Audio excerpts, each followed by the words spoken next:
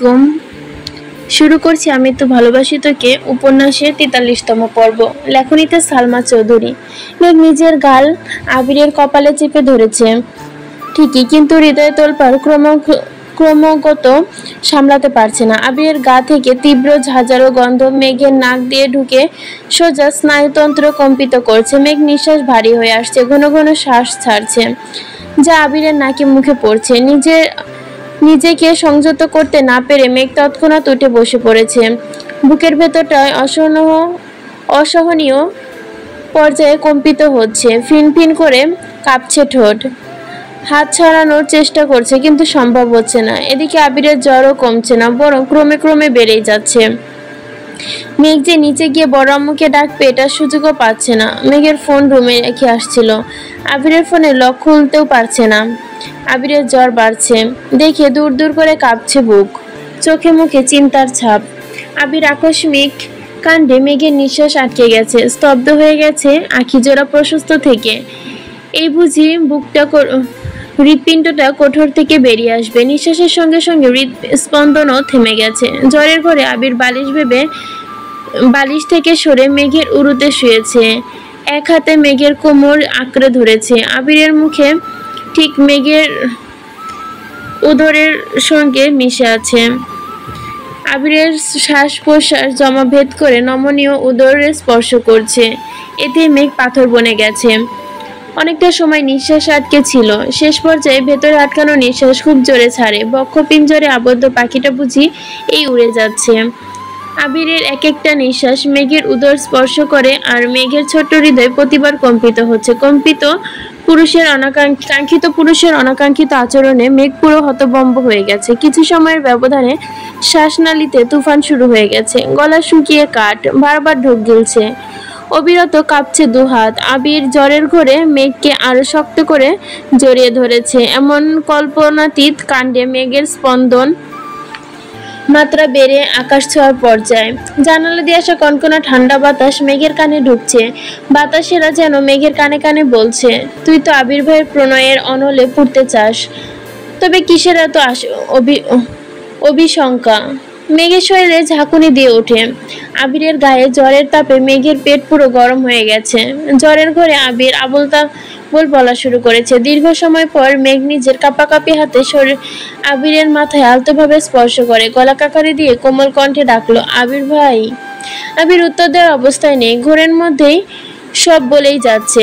মেঘ কান পেতে শুনছে, বোঝার চেষ্টা করছে আবির কি বলছে। সব কথা বুঝতে না পারলেও শেষটুকু শুধু বুঝতে পেরেছে, আমি মারা গেলে তুই কাঁদিস না প্লিজ।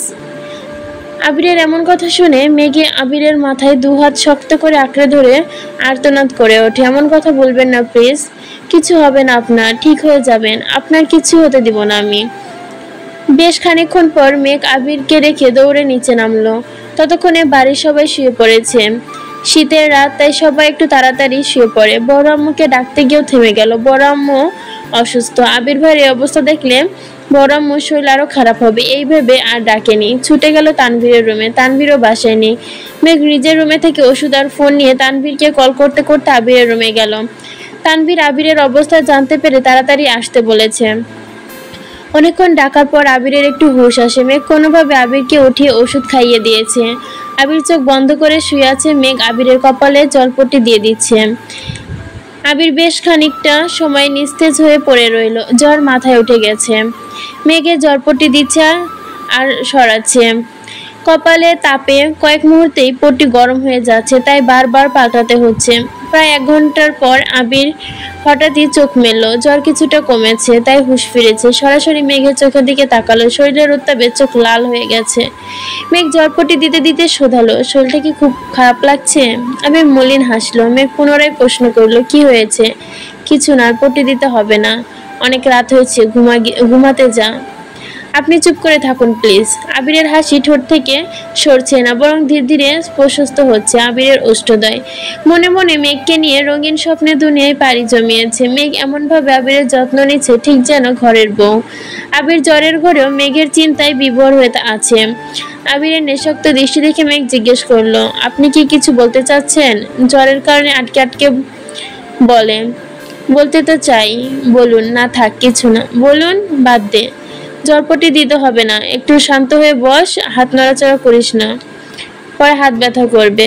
মেঘ গম্ভীর কণ্ঠে বলল, আমার হাত ব্যথার চিন্তা আপনাকে করতে হবে না, নিজের হাত নিয়ে ভাবুন, আমার হাত ঠিক হয়ে যাবে। মেঘ হঠাৎই মায়াবী দৃষ্টিতে আবিরের চোখের দিকে তাকাতেই মেঘের দু চোখ ছলছল করে ওঠে, বুকে চাপা পড়া কষ্ট, ভেতরটা ক্ষত বিক্ষত হয়ে যাচ্ছে। আবিরের নজরও ঠিক মেঘের চোখ বরাবর। অষ্টাদশীর মায়াবী দৃষ্টি, আবিরের বুক দিম দিম কম্পন শুরু হয়।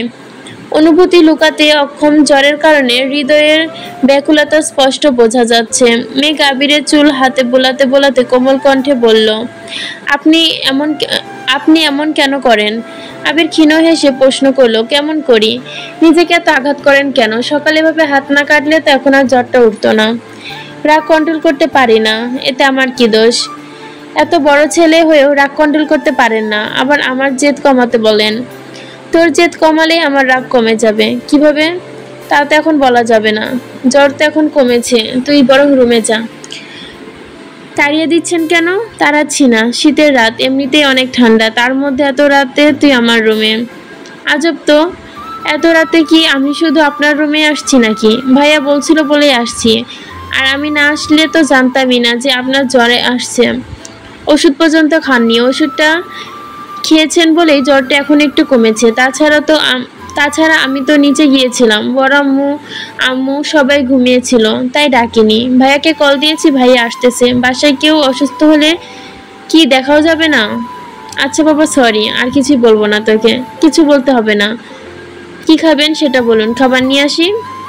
কিছু খাবো না, মাথায় প্রচন্ড ব্যথা করছে, তুই শুধু মাথায় হাত বুলিয়ে দে।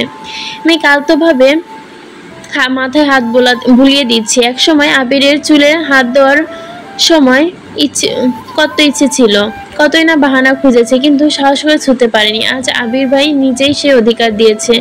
মেঘ আবিরের মলিন চেহারার তাকিয়ে ঈর্ষদ হাসলো।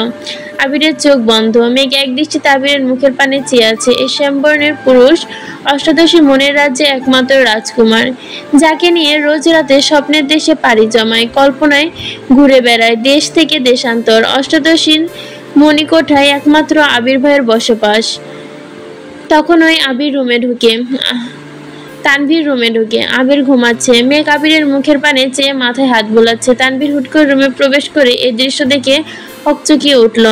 রুম থেকে বেরিয়ে যাবে নাকি ঢুকবে বুঝতে পারছে না। তানভীর আস্তে করে গলা খাকারি দিতেই মেঘ আঁতকে ওঠে। আবিরের থেকে কিছুটা দূরে সরে বসে। তানভীর কাছাকাছি এসে জিজ্ঞেস করলো, ভাইয়া জ্বর কি কমেছে? মেঘ ছোট করে বলল, অনেকটাই কমেছে। তানভীর আবিরের গলায় হাত রেখে জ্বরের মাত্রা বোঝার চেষ্টা করলো, তারপর স্বাভাবিক কণ্ঠে বলল, তুই আর কিছুক্ষণ বস, আমি ফ্রেশ হয়ে আসছি। আচ্ছা। তানভীর রুম থেকে বের হতেই মুচকি হাসলো। সে এটাই চাইছিল। সকাল থেকে সারাদিন আবিরকে বুঝিয়ে মাথা ঠান্ডা করতে পারেনি। মিনহাজের প্রতি যতটা না ক্ষোভ, তার থেকেও বেশি রাগ উঠেছিল মেঘের প্রতি।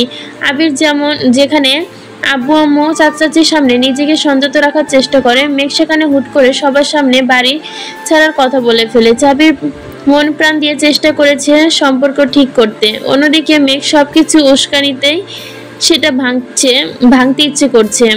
এজন্যই মূলত আবিরের রাগ কন্ট্রোলের বাইরে চলে গেছে, আর আব্বু চাচুর সামনে যা তা বলে ফেলেছে। আবির নিজেই ভেবে পাচ্ছে না আব্বু চাচু এই ঘটনা কিভাবে নিয়েছে বা কি পরিমাণ হতে পারে।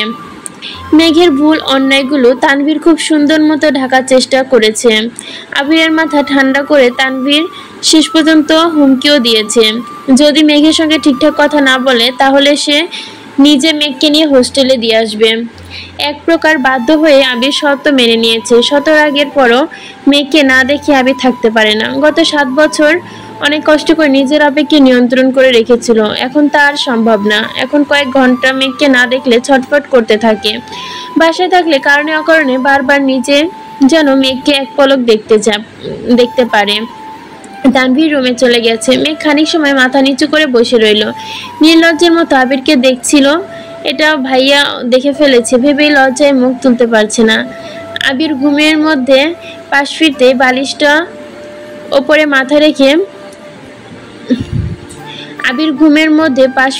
বালিশের ওপর রাখা মেঘের হাত আবিরের গাল স্পর্শ করে। আবিরের গালের খোঁচা খোঁচা দাড়ি স্পর্শ লেগেই গোত্রে শিহরণ জাগে, শিরা উপশিরায় তুফান শুরু হয়ে যায়। হুটহাট আবির ভাইয়ের অনাকাঙ্ক্ষিত স্পর্শ মেঘের প্রেমানুভূতি জাগ্রত করে। হাত সরিয়ে মুগ্ধ আঁকিতে তাকিয়ে রইল মেঘ অন্য পাশের গালে। আবির কখনো ক্লিন সেভ করে না, ছোট করে কেটে কেটে রাখে দাড়ি। সপ্তাহখানেক আগে হয়তো কেটেছিল, তাই এখন কিছুটা বড় হয়েছে। খোঁচা খোঁচা দাড়ি সহ গালটা মেঘকে টানছে। আবির ভাইয়ের প্রতি তীব্র প্রেমানুভূতি মুহূর্তে পরিপূর্ণ গাল মেঘের হৃদয়ে সমস্ত শরীরকে ভেঙে দিচ্ছে। ইহজগতে আবির ভাইয়ের গাল ব্যতীত আপাতত আর কোনো দিকে তাকাচ্ছে না মেঘ। মেঘ আস্তে করে আবিরকে ডাকলো, কিন্তু সাড়া নেই। সকালের ঘটনায় শরীর থেকে অনেকটা রক্ত বেরিয়ে গেছে। তাছাড়াও কিছুদিনের দৌড়াদৌড়ি আবিরের শরীরটা বেশ দুর্বল, ঠিকমতো খায় না, নিজের যত্নও নেয় না, তার ওপর জ্বর। সব মিলে ক্লান্তিতে বারবার চোখ বন্ধ হয়ে আসছে। তাছাড়া প্রেয়সীর সঙ্গে পেয়ে আবিরের হৃদয় প্রশান্তিতে ভরে গেছে। মেঘ মাথায় হাত বুলিয়ে দেওয়ায় আবিরের মনে হচ্ছিল ইহজগতে আর কিছুই প্রয়োজন নেই। এভাবে তার স্প্যারো কে নিয়ে বাকি জীবন কাটিয়ে দিবে সে। আবির সারা শব্দ না পেয়ে মেঘ দ্বিগুণ ও দুইবার এবং তিনবার ডাকে, কিন্তু আবির ঘুমে তলিয়ে আছে। মেঘ ধীরে করে বিছানা থেকে নেমে আবিরের গালে টুক করে একটা কিস দিয়ে ছুটে রুম থেকে পালায়। বেলকনিতে যেতেই আর একটুর জন্য তানভীরের সঙ্গে ধাক্কা লাগতে যাচ্ছিল।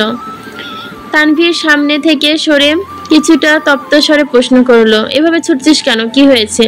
কিছু না বলে মেঘ নিজের রুমে চলে গেছে। তানভীর আবিরের রুমে ঢুকতে দেখে আবির গালে হাত দিয়ে হাঁ করে তাকিয়ে আছে। তানভীরকে ঢুকতে দেখে আবির তৎক্ষণাৎ হাত সরিয়ে স্বাভাবিক হওয়ার চেষ্টা করলো। তানভীর ঠাট্টা স্বরে বলল, আমি কি অসময়ে চলে আসলাম? আবির নিঃশব্দে হেসে ল্যাপের নিচে মুখ লুকিয়েছে। তানভীর হাসতে হাসতে বলল, নববধূ এত লজ্জা পাবে না, তুমি যতটা লজ্জা পাচ্ছ। সমস্যা নেই, আমি কিছু বুঝি নাই, চিল।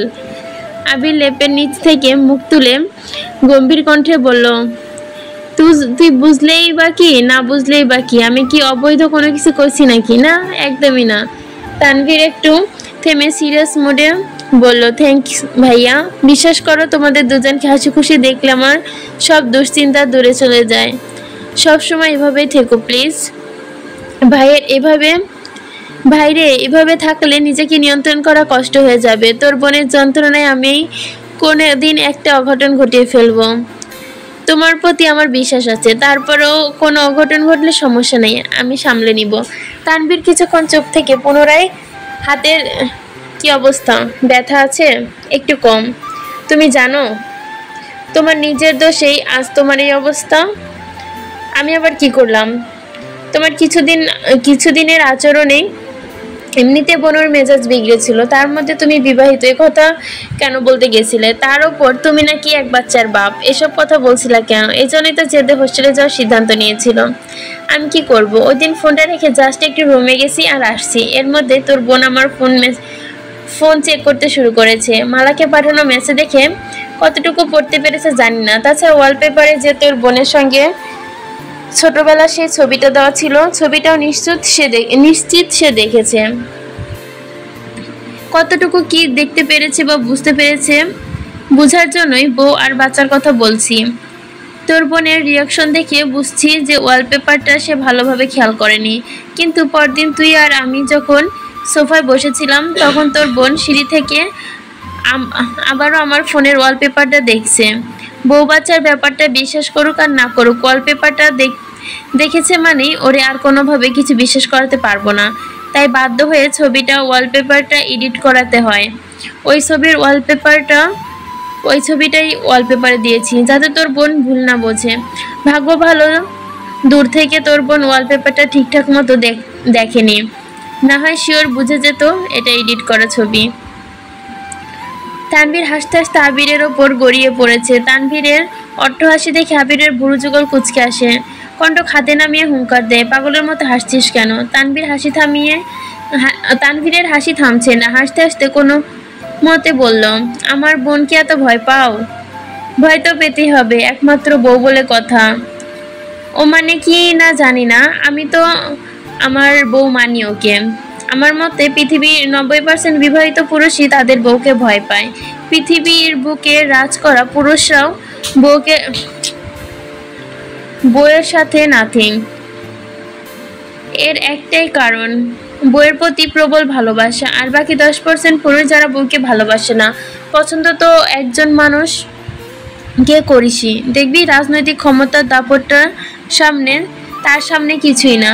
তানভীর হাসি থেমে গেছে। সত্যি তাই, বন্যার প্রতি যবে থেকে ইমোশনাল কাজ করছে তবে থেকে নিজের প্রতি পরিবর্তন আনার চেষ্টা করছে তানভীর। কেন করছে, কি জন্য করছে কিছুই জানে না। 2 দিন কেটে গেছে। মেঘ এই 2 দিন ক্লাসে যায়নি, কারোর সাথে যোগাযোগ করেনি। মিনাজ কম হলেও 50 বার কল দিয়েছে। সাদিয়া, মিষ্টি, তামিমও কল করেছে, কিন্তু মেঘ কারো ফোন ধরেনি। রাগ করে নিজের প্রতি ওদের উস্কানি, নিজের গলে যাওয়া একদমই উচিত হয়নি। আজ ভার্সিটিতে আসছে, অনেকদিন পর বন্যাও আজকে ক্লাসে আসছে। বন্যাকে দেখে মেঘ জড়িয়ে ধরে। ক্লাস শেষ হতে সকলে এক জায়গায় জড়ো হয়েছে। মিনহাজ, কিরে এতগুলো কল দিলাম ধরিসনি কেন? মিষ্টি, তোকে কতগুলো কল মেসেজ দিলাম, কোথায়? নিখোঁজ হয়ে গেছিলি? মেঘ, কোথাও না। কেন রে? বন্যা, কেন রে, কি হয়েছে? কোনো সমস্যা? মেঘ, আমার জীবনটা সমস্যায় ভরপুর। বন্যা, কেন, কি হয়েছে? মেঘ, আমি ভাবছিলাম হোস্টেলে সিট নিব। ওরা সবাই বলতেছিল হোস্টেলে আসলে ভালো হবে, তাই ফর্ম নিয়ে গেছিলাম। ফর্ম পূরণ করে পরদিন বড় আব্বুকে বলছি। ওনারা কিছু বলার আগে আবির ভাই ফর্ম ছিঁড়ে ফেলে, চিল্লাচিল্লি শুরু করে, এমনকি আমার পা ভাঙার হুমকি পর্যন্ত দিয়েছে। বড় আব্বু আবির ভাইকে ধমক দিয়েছে। ওর আগে রুমে গিয়ে ড্রেসিং টেবিলে ভেঙে হাত কেটে একাকার অবস্থা করে ফেলেছে। 3 দিন ধরে হাতের ব্যথায় জ্বরে ভুগছে। আজ দেখছি এই অবস্থায় অফিসে যাচ্ছে।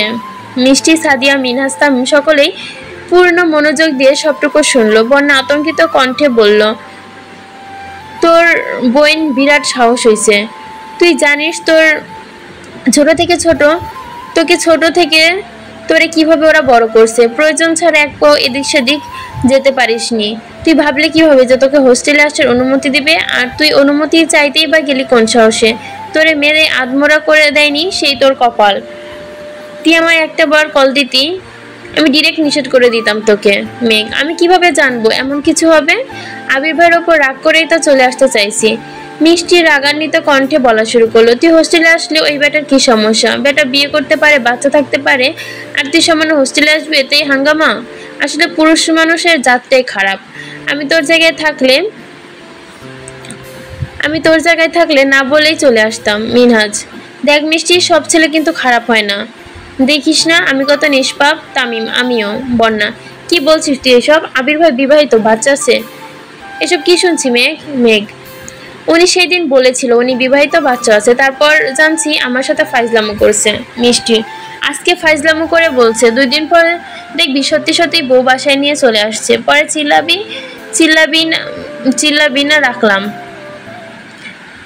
চিল্লাবি না বলে রাখলাম। সাদিয়া, এই মিষ্টি, চুপ করবি? তোর ব্রেকআপ হয়েছে বলে তুই কি সারা দুনিয়ার মানুষের ব্রেকআপ করিয়ে বেড়াবি নাকি? মিষ্টি, আমি চাই না আমার ফ্রেন্ডরা কেউ ফালতু ছেলের জন্য নিজের জীবন নিয়ে বরবাদ করুক। মেঘ, আবির ভাই মোটেও ফালতু ছেলে না, বাদ দে। আমার আবির ভাইকে নিয়ে তোরা কেউ কোনো কথা বলবি না। আমার আবির ভাই ভালো হলেও আমার, খারাপ হলেও আমার। হয়েছে? মিষ্টি, বেটা বিয়ে করে ফেলছে শুনে তো সেদিন তুই কান্নাকাটি শুরু করছিলি, মনে নাই? এখন আমাদের দোষ।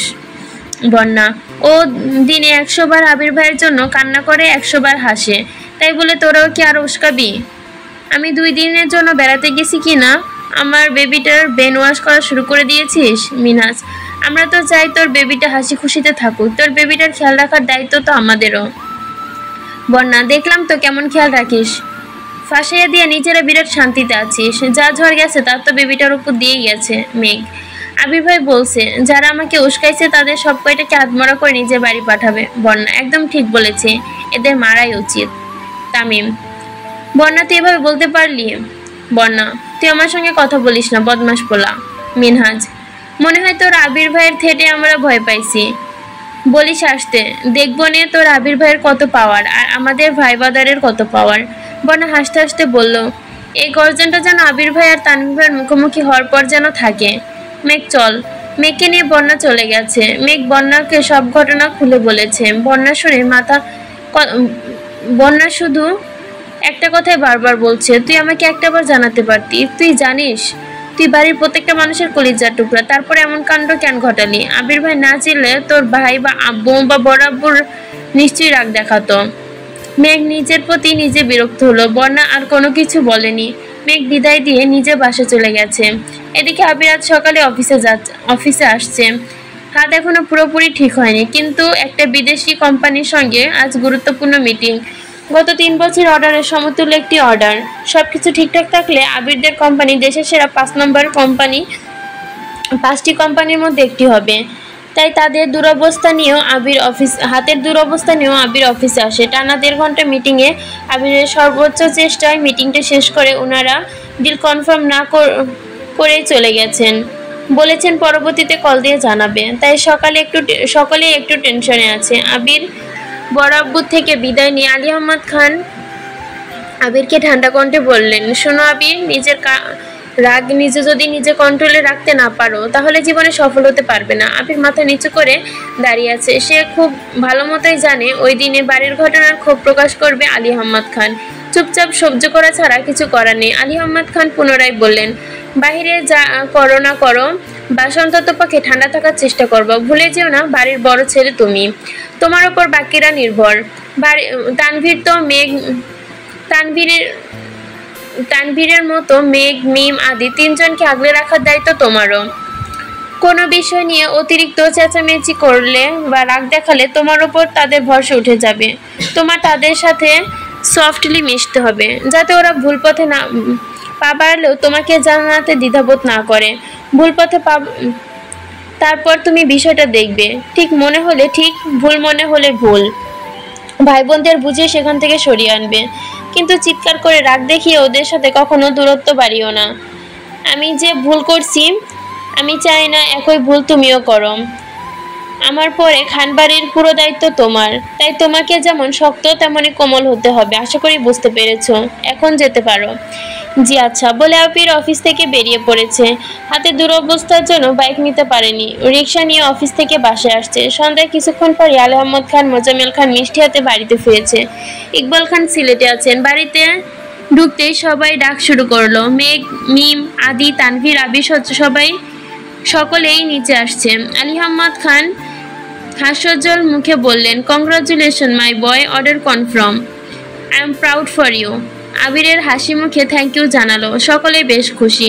সবাই মিষ্টি দেওয়া হলো। আলী আহমদ খান নিজের হাতে আবিরকে মিষ্টি খাইয়ে দিয়েছেন। সবশেষে আলী আহমদ খান আবিরকে উদ্দেশ্য করে বলল, আজকেই এই খুশির কারণ একমাত্র তুমি। এত অল্প সময়ের মধ্যে তুমি কাজে এত মনোযোগী হয়েছ, তার জন্য তোমাকে অসংখ্য ধন্যবাদ। এটা তোমার জন্য অনেক বড় সফলতা। জীবনের সর্বোচ্চ সিঁড়ি পর্যন্ত এগিয়ে যাও।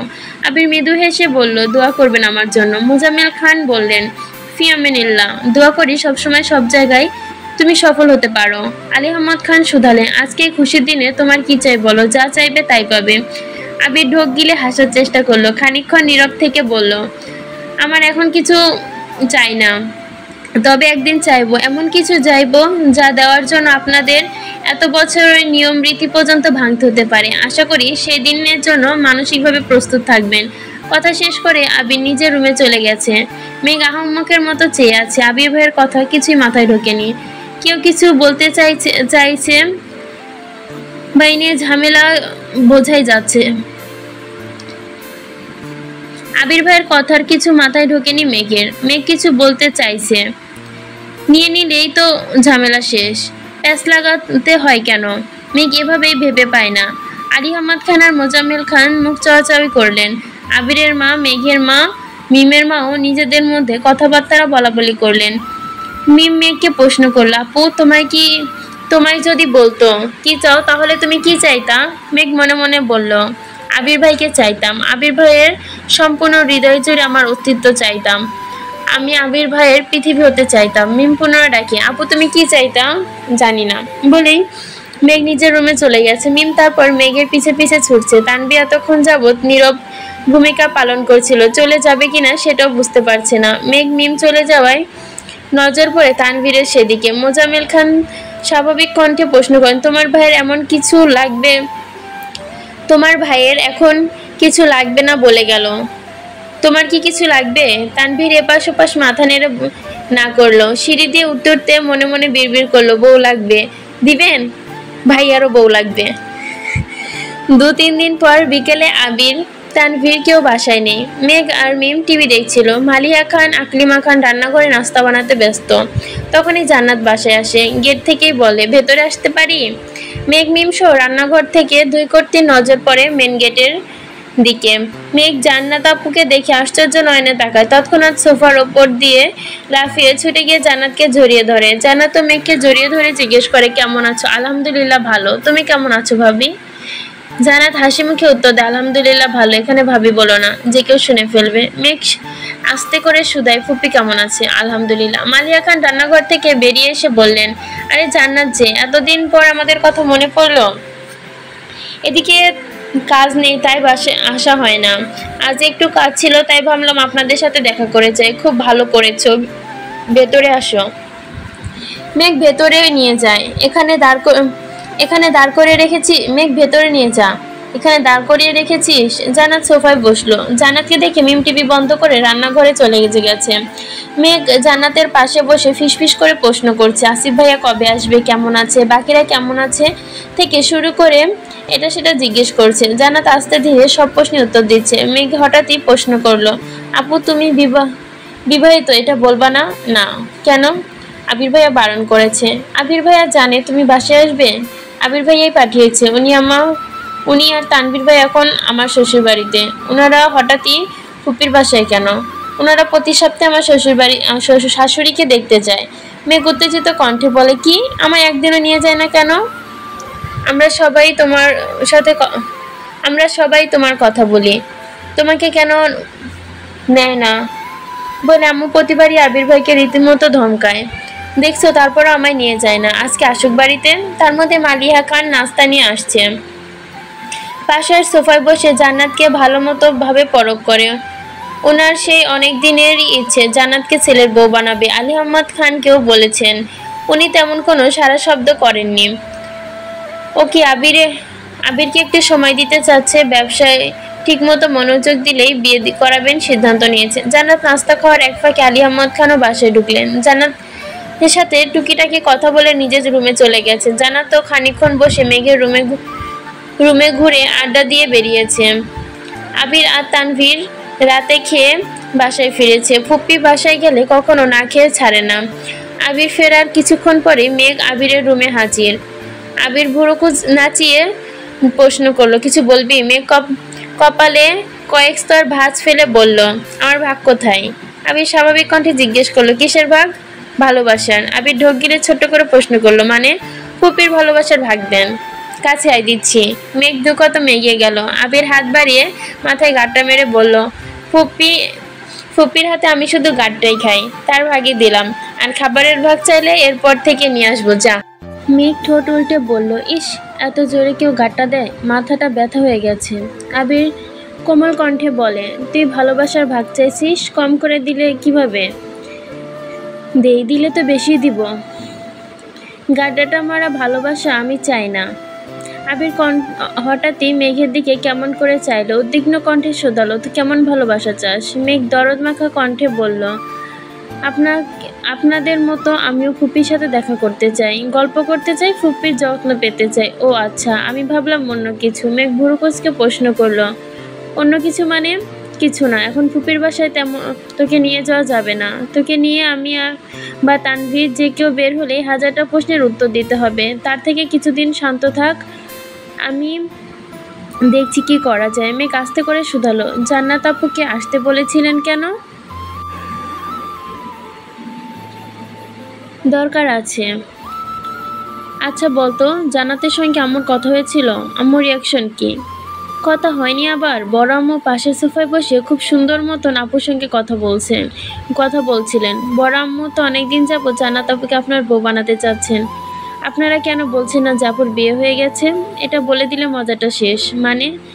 জানতে পারবি খুব শীঘ্রই। আর হ্যাঁ, মুখ ফসকে জান্নাতের বিয়ের কথা বলে দিস না যেন। আমি এত ব্যাককেল না। আবির হেসে বলল, I know that you are the smartest girl in the world. Megh ফিক করে হেসে বলল, আবির ভাইয়ের মুখে নিজের প্রশংসা শুনে ভীষণ লজ্জা পেয়েছে। লজ্জায় মাথা নিচু করে নিজের রুমে চলে গেছে। সময় ধাবমান। জানুয়ারি পেরিয়ে ফেব্রুয়ারিতে পা দিয়েছে। তীব্র ঠান্ডা অনেকটা কমে এসেছে। মেঘদের ক্লাস শেষ হয়েছে সবে মাত্র 5 মিনিট হলো। বন্যা আর মেঘ গল্প করতে করতে দুজনের হাত ধরে হাঁটছে। তামিম দৌড়ে এসে বন্যার পেছনে দাঁড়িয়ে বন্যাকে ডেকে বলে, এই বন্যা, শোন।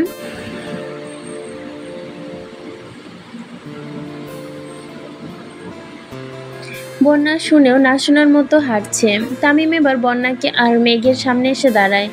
বন্যা মেঘ দুজনেই থমকে দাঁড়ায়। মেঘ তামিমের মুখের পানে তাকিয়ে বন্যার দিকে তাকায়, মাথা নিচু করে দাঁড়িয়ে আছে।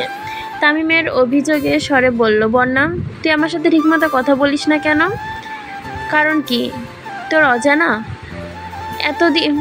এতদিন হয়ে গেছে, এখন ওই বিষয় নিয়ে পড়ে আছিস? চলতে চলতে কারো প্রতি ইমোশন আসতেই পারে। তোর প্রতি আসছিল, তাই আমি তোকে আমার মনের কথা বলছিলাম। তুইও তোর মতামত জানিয়েছিস এবং আমি তা মেনে নিয়েছি। তুই না করছিস, তারপর কি আমি তোকে কোনো প্রশ্ন করছি বা জোরাজোরি করছি? তুই রিয়েক্ট কেন করিস? তুই রিজেক্ট করছিস বলে এই না যে আমি মরে যাব, কিন্তু তার প্রভাব বন্ধুত্বের ওপর কেন ফেলছিস? তারপরও আমি আন্তরিকভাবে দুঃখিত। প্লিজ বন্ধুত্বের সম্পর্কে সুবাদে হলেও আমাকে ক্ষমা করে দে। বন্যা কিছুটা ভারী কণ্ঠে বলল, আচ্ছা। এর মধ্যে মিনাজও এগিয়ে এসেছে। তিনজনকে উদ্দেশ্য করে বলে, কিরে, তোরা এখানে কি করিস? তামিম প্রশ্ন করে, তুই কোথায় গেছিলি? নেতারা আসছে, ওদের সামনে মাস্টার্স পরীক্ষা। ভার্সিটি থেকে বেরিয়ে যাওয়ার সুবাদে ওনারা একটি প্রোগ্রাম করবে শুনলাম। ভার্সিটির আশেপাশে ঢাকার সুনামধন্য কলেজের স্যাররা, বড় বড় অবস্থানে থাকা ব্যক্তিবর্গরা এই প্রোগ্রামে আমন্ত্রিত থাকবে। বন্যা বলল, ভালোই, কিন্তু তুই ওইখানে কি করতে গেছিলি? এমনিতেই নেতাদের সাথে দেখা করতে গেছিলাম। ওনাদের সাথে পরিচয় থাকা ভালো, রাজনৈতিক পাওয়ার থাকবে, যে কোনো সমস্যায় সাহায্য পাওয়া যাবে। তাছাড়া সাধারণ সম্পাদক আমার রুমমেট। মেঘ বলছিল না ওর আবির ভাই নাকি আমাদের আদমরা করে বাড়ি পাঠাবে। আর কিছুদিন ওয়েট কর, দেখবি আমার কত পাওয়ার হয়। বন্যা মেঘের দিকে চেয়ে হাসতে হাসতে বলল, দেখছিস মেঘ, তোর আবির ভাইয়ের ভয়ে নেতাদের পিছু নিচ্ছে। পুনরায় মিনহাজকে উদ্দেশ্য করে বলল, নিজের নামেই 2 আনা ক্ষমতা নাই, আবার ভাব দেখায় 16 আনা। সেদিন যেভাবে বলছিলি ভাইবাদের পাওয়ার দেখাবি, তখন তো ভাবছিলাম তোদের এলাকার ভাইদের কথা বলছিস। মেঘ মৃদু হেসে বলল, এজন্যই বলি আবির ভাই সবার সেরা। তোদের মতো 8-10 জনকে পেটানোর ক্ষমতা আমার আবির ভাইয়ের একার যথেষ্ট। 5 মিনিটেরও ব্যাপার না। ওনার কাছে প্রয়োজন হয় না কারো। উনি একাই 199 জনের সমান। তামিম উদ্বিগ্ন কণ্ঠে বলল, একাই 199 জনের সমান হয় কিভাবে? তাহলে 100 জনের সমান হবে। আমার আবির ভাই একটু ব্যতিক্রম, তাই 199 জনের সমান। এটা কেমন লজিক? এটা আমার লজিক, তুই বুঝবি না, বুঝতে পারলি?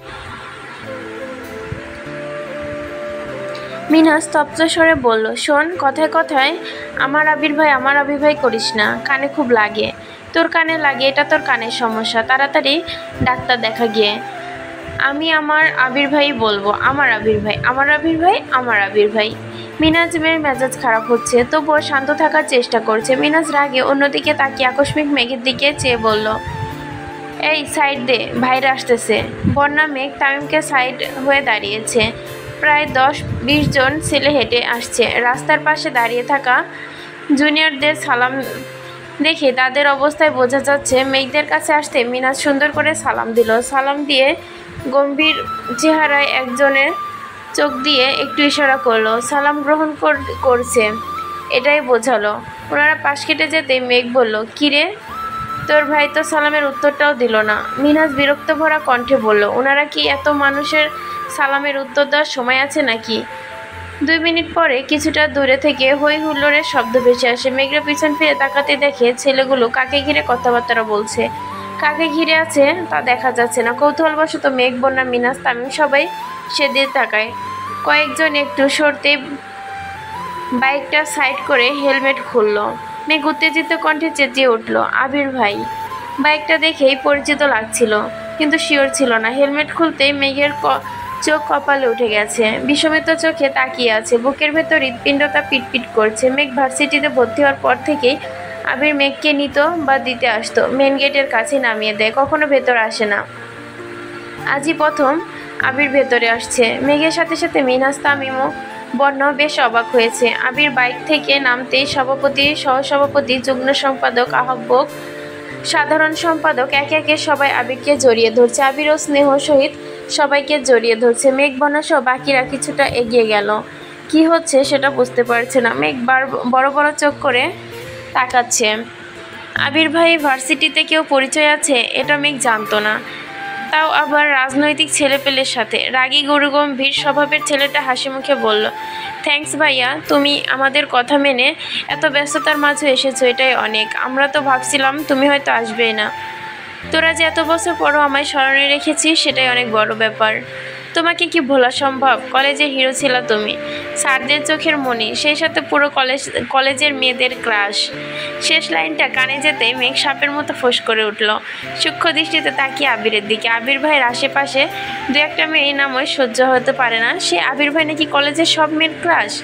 আল্লাহ জানে কত মেয়ের প্রেমে প্রপোজাল দিয়েছিল আর কত মেয়ের সাথেই প্রেম করে বেরিয়েছে। মেঘ নিজের কপাল চাপড়ে বিড়বিড় করে বলল, মেঘরে তুই শেষ। হাজারো মেয়ের ক্রাশ শুনে সেখানে তুই কে? তোর দিকে কোনো ছেলে ফিরেও তাকায় না। ক্রাশ তো বহু দূরের বিষয়।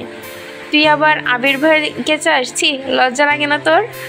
আবির ভাই যে বোন হওয়ার সুবাদে তোর সাথে দু একটা কথা বলে সেটাই তোর কপাল। বন্যা মেঘের দিকে তাকিয়ে প্রশ্ন করলো, কি বিড়বিড় করছিস? মেঘ চল আকস্মিক বুঝতে পারলো মনের ঘরে মেঘাচ্ছন্ন হয়ে গেছে। শক্ত কণ্ঠে বলল, কিছু না। আবির ছেলেটার হাতে চাপড় মেরে বলে, বাজে কথা বাদ দে, হঠাৎ আমায় স্মরণ করার কারণ কি? আরেকজন বলে উঠল, তুমি আমাদের স্পেশাল গেস্ট, তাই স্মরণ করছি। অবশ্য তোমায় মালা দিয়ে বরণ করা উচিত ছিল। আচ্ছা সমস্যা নেই, প্রোগ্রামের দিন অবশ্যই মালা দিব। আবির উদ্বিগ্ন কণ্ঠে বলল, এই থাম, আমায় বরণ করবি মানে কি? আমি কে? তুমি আমাদের শ্রদ্ধেয় বড় ভাই, যার জন্য আমরা আজ এই অবস্থানে। আমার জন্য না, বরং তোরা নিজেরাই নিজেদের অবস্থান তৈরি করেছিস।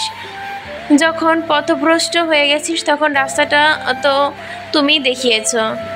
আচ্ছা বুঝলাম, কিন্তু প্রোগ্রামটা কিসের? ভার্সিটিতে লাস্ট একটা প্রোগ্রাম করতে যাচ্ছি। প্রোগ্রাম করবি কর, আমার কি কাজ? আমি তো ভার্সিটির কেউ না, পড়িও না এখানে। পড়িও নি এখানে? পড়নি তাতে কি? বাইরে পড়তে না গেলে তো তুমি এই ভার্সিটির স্টুডেন্ট থাকতা। এখন কথা হলো, ভার্সিটির পাশাপাশি আমরা কলেজের স্যার ম্যামদেরও ইনভাইট করতে যাচ্ছি। আর ইনভাইট তুমি করবা। তাছাড়াও তোমার মতো সাকসেসফুল কিছু ব্যক্তিবর্গদেরও ইনভাইট করা হবে। তোমরা তোমাদের সুদর্শন চেহারা দেখিয়ে জুনিয়রদের সঠিক পথ দেখাবা। প্রথমত, আমি কোনো সাকসেসফুল ব্যক্তি না। দ্বিতীয়ত, এই ভার্সিটির স্টুডেন্টও না। তৃতীয়ত, তোদের প্রোগ্রামে আমি স্যারদের ইনভাইট করার কে? প্রথমত, দ্বিতীয়ত, তৃতীয়ত বুঝি না। তুমি আমার বড় ভাই, এটা একমাত্র কথা। ভাই তো নাকি? হ্যাঁ ভাই। তো তো তুমি তোমার অবস্থান দেখেই গেছিলা। স্যাররা এক প্রকার বের হয়ে যাচ্ছিল কলেজ থেকে। সেদিন তুমি স্যারদের রিকোয়েস্ট না করলে আমাদের যে কি অবস্থা হতো আল্লাহ ভালো জানেন। তুমি চলে যাওয়ার পর আমরা যতবার কলেজে গিয়েছি, এমন একটা দিন নাই যে স্যার আমাদের সামনে আসলে তোমার নাম নেয়নি। তুমি না বললে আমাদের বের করে দিত। আরও কত কথা, সেসব এখন অতীত। তোমার কথা মতো পড়াশোনা করে আমাদের 12টা বন্ধুর মধ্যে 9 জনই ডিউতে ভর্তি হয়েছি। বাকিরাও ভালো অবস্থানে আছে। তোমার সাথে যোগাযোগ করার চেষ্টা করছি, কিন্তু তুমি নেটওয়ার্কের বাইরে ছিলে। কিছুদিন আগে হঠাৎ তোমার একটা মেয়েকে সঙ্গে দেখলাম। ডাকার সুযোগ ছিল না। অনেক খোঁজ নিয়ে জানতে পারছি তুমি তানভীরের ভাই। তারপর তানভীরের থেকে ফেসবুক আইডি নিলাম। আমাদের জীবনের গল্প তুমি অন্যরকম ভূমিকা পালন করছো, যার ঋণ কোনোদিনও শেষ করতে পারবো না। তাই তোমার প্রোগ্রামে আসতেই হবে। বাবা গো, তোরা যেভাবে আমার প্রশংসা করছিস, আমার বাপেও আজ পর্যন্ত এত প্রশংসা করেনি। আবির মৃদু হাসলো। আরেকজন বলে উঠল, ভাইয়া জানো, এই শহর থেকে গত 5 বছর যাবৎ কোনোদিনও কলেজে পা দেয়নি। স্যারদের দেখে মুখ লুকিয়ে চলেছি। এখন তো ভার্সিটি লাইফের শেষ। কে কোথায় থাকবো না তা জানা নেই, তাই প্রোগ্রামটা করতে চাচ্ছিলাম। ভার্সিটি স্যারদের সঙ্গে কথা বলছি, ওনাদের আপত্তি নেই। এখন তুমি আমাদের সাথে কথা বলে আমাদের পক্ষে থেকে কলেজের স্যারদের একটু বলবা। আমরা বললেই যদি না আসে, তুমি বললে নিশ্চয়ই রাজি হবেন।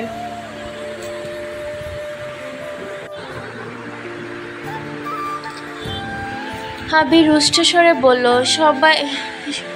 সবাই করে দিব, প্রয়োজনে প্রোগ্রামেও আসবো, কিন্তু গেস্ট হিসেবে নয়, সাধারণ মানুষ আর তোদের ভাই হিসেবে। যদি কোনো প্রকার মালা বা কিছু বরণ করিস, আমায় নিয়ে 50 শব্দের ভাষণ শুরু করিস 500 শব্দের ভাষণ শুরু করিস, তাহলে এক একটাকে স্টেজে ফেলে পেটাবো বলে রাখলাম। তাই বলে আমাদের জীবনের গল্পের নায়কের প্রশংসা করবো না? না, করবি না। আমি শুধু তোদের পথ দেখিয়েছি, বাকি সব তোরা করেছিস। তোদের সাকসেস, তোদের আমার কোনো হাত নেই। তোরা যে আমার কথা মনে রাখছিস, এতে অনেক শুক্রিয়া। এমন মানুষ আছে যাদের জন্য জীবন দিয়ে দিলেও তারা সেসব ভুলে যায়। দোয়া করি জীবনে সাকসেসফুল হ। দেখো তো, তোমায় রাস্তায় দাঁড় করিয়েই জীবনের ইতিহাস বলে দিচ্ছি। চলো ভেতরে, চলো ভেতরে। আর যাব না, কথা তো হলোই।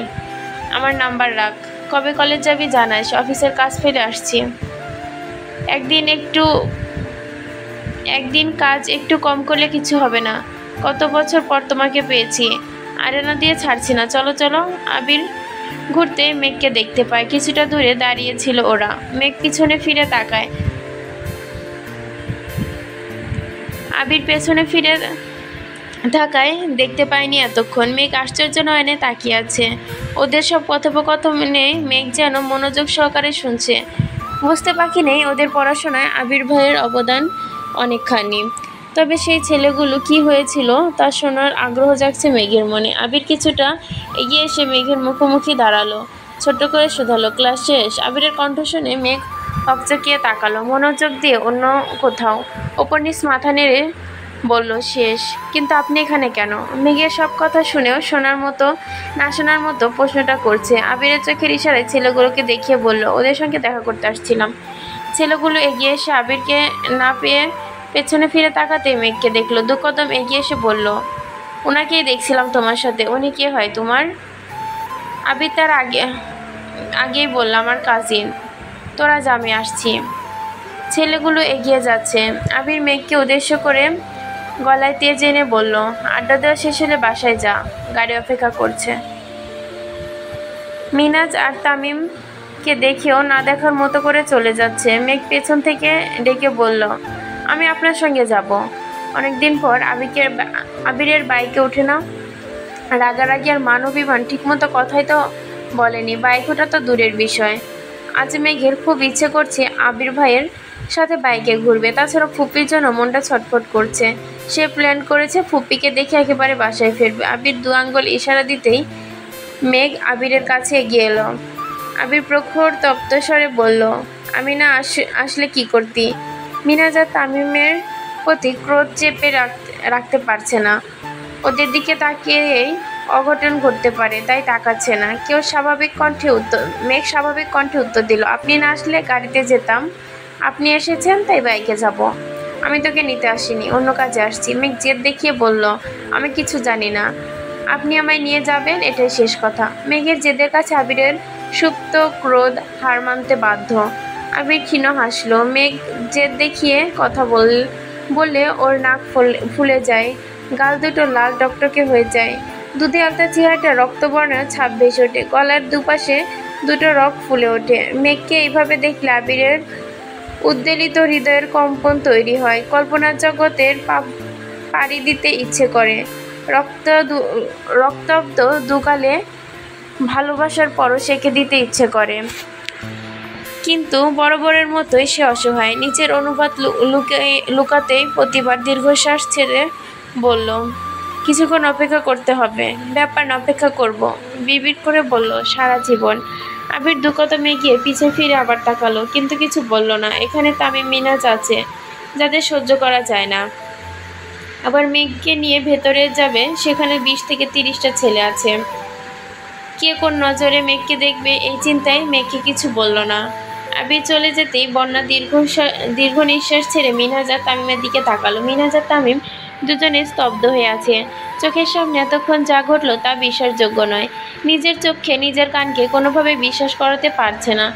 কোথায় ভেবেছিল ভার্সিটির নেতাদের ক্ষমতা দেখিয়ে সামনে একটু ভাব নিয়ে চলবে, উল্টো বড়সড় একটা বাঁশ খেলো তো একদম মেয়েদের সামনে। মেয়েরা মুখে প্রকাশ করুক বা না করুক, বেশিরভাগ মেয়েরাই দাপটি ছেলেদের পছন্দ করে।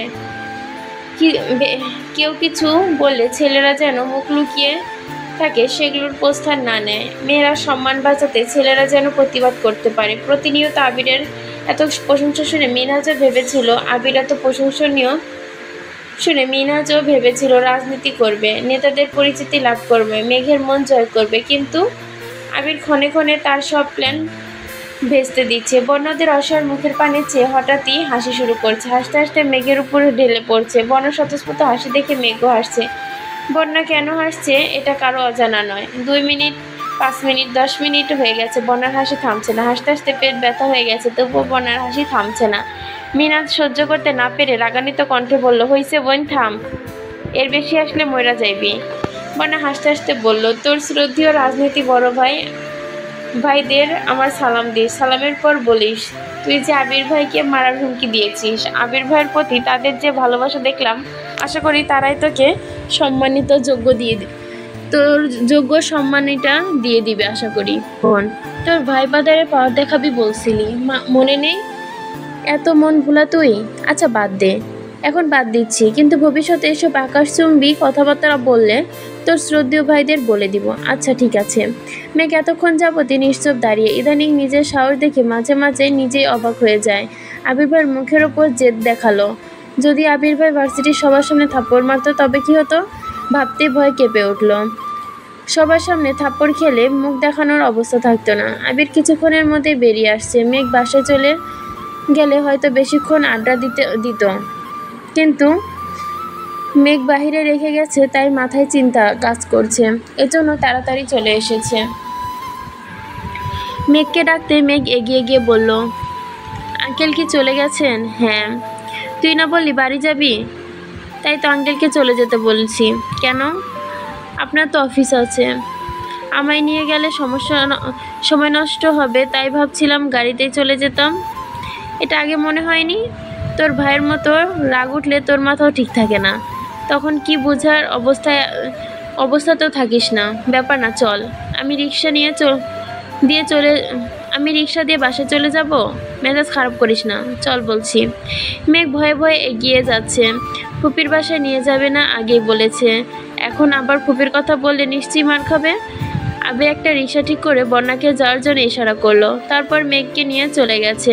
বাইক চলছে, কিন্তু মেঘ স্ট্যাচুর মতো বসে আছে, কোনো কথা বলছে না। আবির স্ট্রিট ফুড দেখিয়ে কয়েকবার জিজ্ঞেস করেছে খাবে কিনা, মেঘ শুধু না করে যাচ্ছে। অবশেষে একটা ফুচকার দোকান দেখে বাইক থামালো। আবির শীতল কণ্ঠে বলল, মাথা বোধ হয় একটুও ঠান্ডা হয়নি, ফুচকা খেয়ে নিশ্চয়ই মাথা ঠান্ডা হবে। মেঘ মাথা নিচু করে বলল, আমি ফুচকা খাবো না। আমি মনে হয় ভুল শুনলাম। মেঘ ঠান্ডা অথচ শক্ত স্বরে বলল, আপনি ঠিকই শুনেছেন, আমি ফুচকা খাবো না। আবির হেসে বলল, তাকা আমার দিকে। মেঘ ধীর গতিতে চোখ তুলল, তাকালো আবিরের চোখের দিকে। আবির ক্ষীণ দৃষ্টি চেয়ে মোলায়েম কণ্ঠে শোধালো, ম্যাম, আপনি সত্যি সত্যি ফুচকা খাবেন না? আবিরের হাবভাব দেখে মেঘের মন চাইছে না হেসে ফেলতে, তবুও সে হেসে ফেলল। সে আবিরের ভয়ে ভয়ে ফুচকা খাবে না বলেছিল, কিন্তু আবিরই তাকে বারবার উস্কাচ্ছে।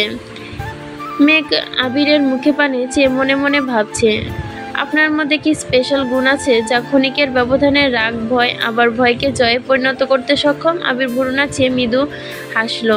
ফুচকার অর্ডার দিয়ে বসে আছে। আবির মেঘকে দেখছে আর আশেপাশে তাকাচ্ছে। হঠাৎই আবির মুচকি এসে বলল, তোকে আজ অনেক বেশি কিউট লাগছে।